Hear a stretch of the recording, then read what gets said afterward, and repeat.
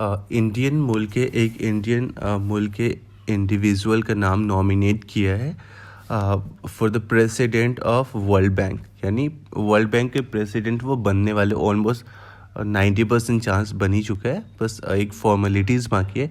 तो उनका नाम आपको गेस करना है, तब तक हम लेक्चर की तरफ प्रोसीड करते।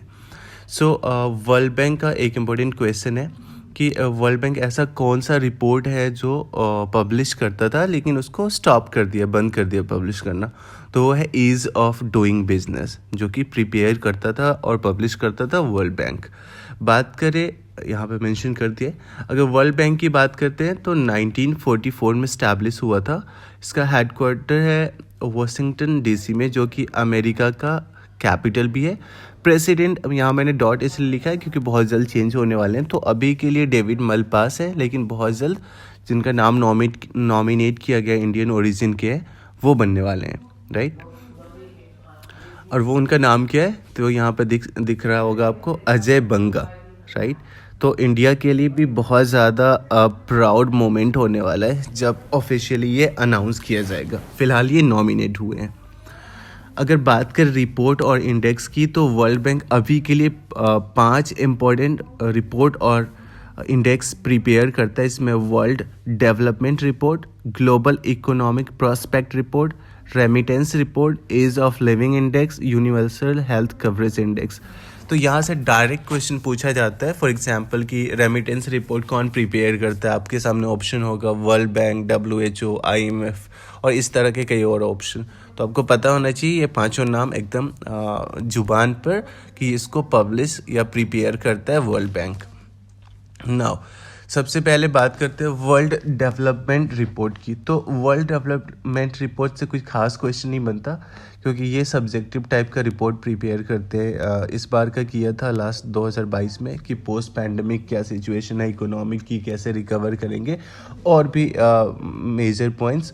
बट यहाँ पे एक इम्पोर्टेंट क्वेश्चन ये बन सकता है कि थीम क्या था वर्ल्ड डेवलपमेंट रिपोर्ट का जो लास्ट पब्लिश किया गया है।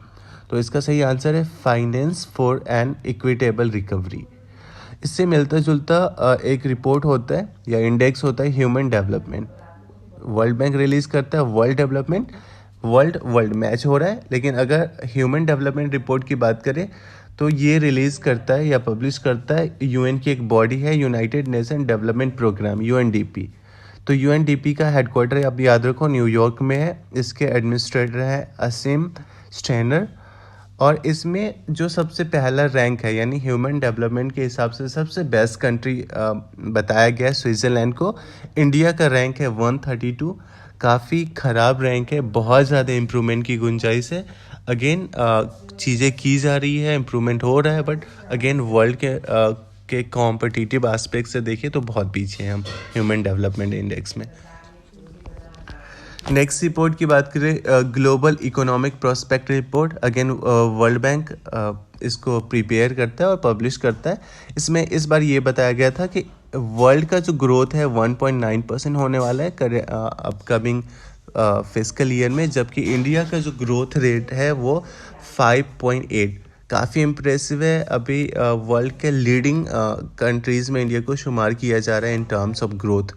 तो यहाँ से एक डायरेक्ट क्वेश्चन ये बन सकता है कि इंडिया का GDP ग्रोथ एक्सपेक्टेशन एस्टीमेट क्या किया गया है वर्ल्ड बैंक के द्वारा, तो याद रखना है 5.8 और वर्ल्ड का 1.9%। रेमिटेंस रिपोर्ट की बात करें तो अगेन वर्ल्ड बैंक रिलीज़ करता है। 2 इंपॉर्टेंट क्वेश्चन यहाँ से बनते हैं। दुनिया में सबसे ज़्यादा रेमिटेंस जो मिला है वो इंडिया का है 100 बिलियन, और मैक्सिमम रेमिटेंस जो आया है इंडिया का वो आया है USA से। अब रेमिटेंस क्या होता है क्लियर कर लेते हैं। इंडियन ओरिजिन जो लोग हैं, जो इंडिया मूल के हैं, इंडिया से बाहर किसी और देश में जो पैसे कमा के अपने देश में भेजते हैं, ठीक है, तो यहाँ के लिए वो कहलाता है रेमिटेंस। ठीक है, बहुत सिंपल सा कॉन्सेप्ट है। Now ease of living index में कोई खास MCQ या कोई क्वेश्चन नहीं बनता गवर्नमेंट एग्जाम के पास पॉइंट से या उसको कंसीडर करके, तो हम यहाँ से उनके बारे में कुछ ज़्यादा नहीं लर्न कर रहे हैं। लेकिन इससे मिलता जुलता ease of living index Indian government भी रिलीज़ करती है, इसकी मिनिस्ट्री अर्बन अफेयर्स। तो यहाँ पे 2 कैटेगरी बनाई गई है, 1 मिलियन से ज़्यादा पॉपुलेशन वाले लोगों के लिए और 1 मिलियन से कम पॉपुलेशन वाले लोगों के लिए, यानी उनकी सिटी के लिए। तो बेस्ट लिविंग के लिए बताया गया है 1 मिलियन प्लस कैटेगरी में बेंगलुरु को और 1 मिलियन माइनस में शिमला को। इसी तरह वर्स्ट अगर कैटेगरी में काउंट करें 1 मिलियन प्लस में मुजफ्फरनगर है और श्रीनगर 1 मिलियन माइनस वाले कैटेगरी में। Universal health coverage index, again India का परफॉर्मेंस काफ़ी पुअर होता है हेल्थ कवरेज इंडेक्स में वर्ल्ड वाइड अगर हम कंपेयर कर पाते हैं तो। और इंडिया का जीडीपी का 1% हेल्थ को दिया जाता है बजट में, जो रिसेंट का है, राइट। हेल्थ इम्प्रूवमेंट के लिए बहुत सारे स्कीम्स गवर्नमेंट ऑफ इंडिया लेके आई है, इम्प्रूवमेंट हो रहा है, बट जो पेस है, जो इम्प्रूवमेंट की स्पीड है, वो बहुत ज़्यादा एक्सेलरेट करने की रिक्वायरमेंट है ताकि हम वर्ल्ड एस्पेक्ट में कॉम्पिटिटिव हो सके, हेल्थ इंडिया के लोगों का बेटर हो सके, इनका एक्सपेक्टेड एज ज़्यादा हो सके। So thank